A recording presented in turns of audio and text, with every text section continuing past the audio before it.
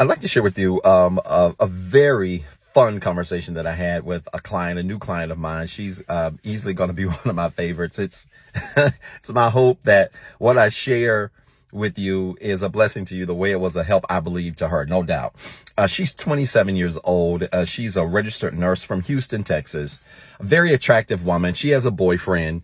And she said, Doc, I set up the call because, my boyfriend has really been giving me grief, her words, about my communication style. And she thinks that, or he thinks rather, that because of my communication style, I am very difficult to be with. I said, so what's your communication style? And that was the first question I asked her. She talked for about 17 minutes.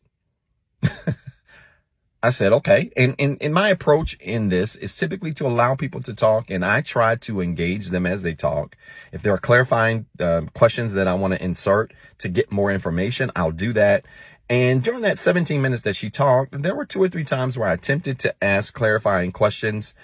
She kind of mentioned them, but she really kind of went on her own agenda to talk about the things that she wanted to deal with as it related to him. And most of those things were regarding problems that she had with him.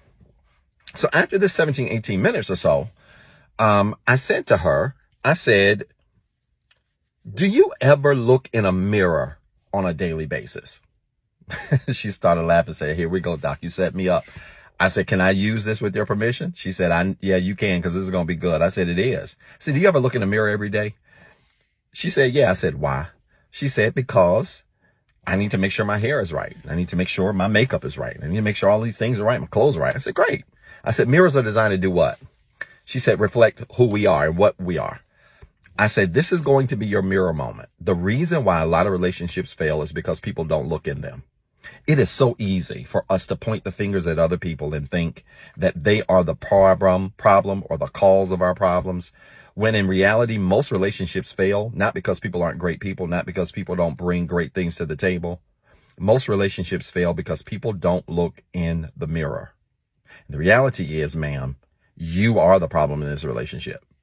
She just started laughing and said, I had a feeling you were going to say this, but I just wanted to get it all out. I said, that's fine. I appreciate your honesty. I said, but understand this. You are the problem. I said, because nobody wants to be in a relationship with someone where the communication is one-sided. I said, do you have children? She said, no. I said, you've got a mom and a dad, right? She said, yeah. I said, and when your mom and dad raised you, I said, how did they communicate with you? She said, well, they were very open to the things I had to say. Like, they would say things to me, but they would allow me to respond, and vice versa. I would say things to them and they would respond. I said, so it was a two-way street, right? She said, yeah. I said, and how did that work? She said, I think it worked great. We have a great relationship. I said, perfect. I said, so then why do we get with people in relationships and we try to impose our will on them to the point where we only want to be heard, but we never want to listen? She said, wow. I said, the same thing works in your natural relationships as an adult.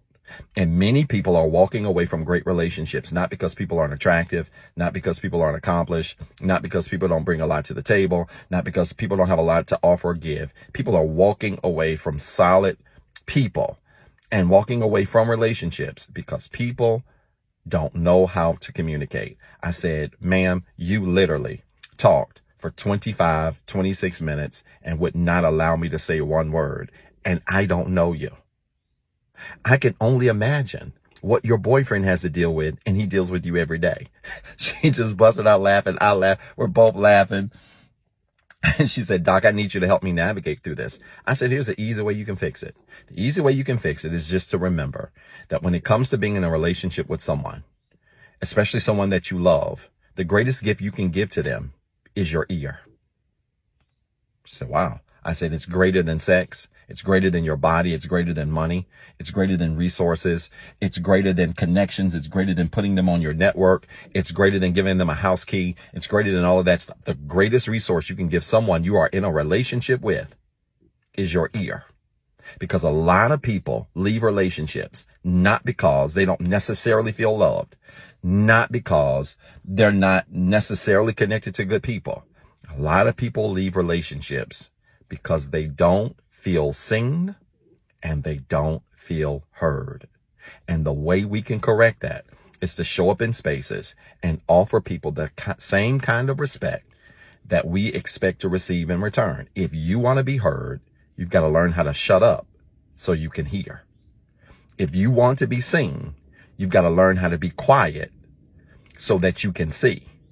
We so much focus on what people are not giving to us and what people are not doing for us that few people take the time to step in front of a mirror and ask ourselves, are we being to people what we expect them to be to us? And if the answer is no, then your expectations are delusional. You are literally expecting something from somebody that you're not giving in the first place.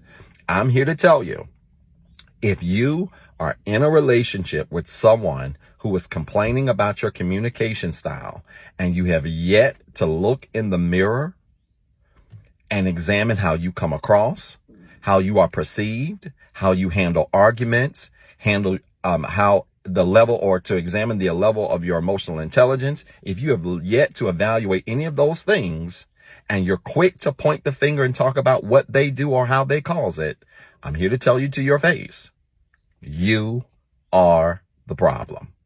I hope that made sense. If it did, type church in the comments with 3 R's. And then remember, you've got 2 jobs. 1, be better today than what you were yesterday. And 2, don't forget what I told you.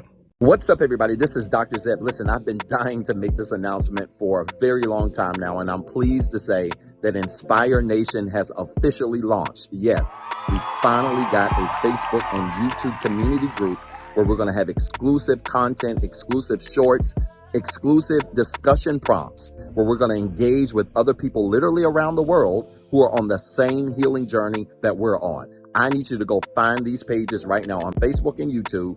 Inspire Nation, follow the page, join the group, introduce yourself, and be prepared to link up with literally thousands of people around the world who are on the same healing journey, who are looking for the same resources, and who want to also be surrounded with other like-minded individuals who are growing in the same direction as you are. I'm so excited about this because it's the beginning of some great things I can't talk about right now. Listen, you got 2 jobs. 1, be better today than what you were yesterday. And 2, don't forget what I told you.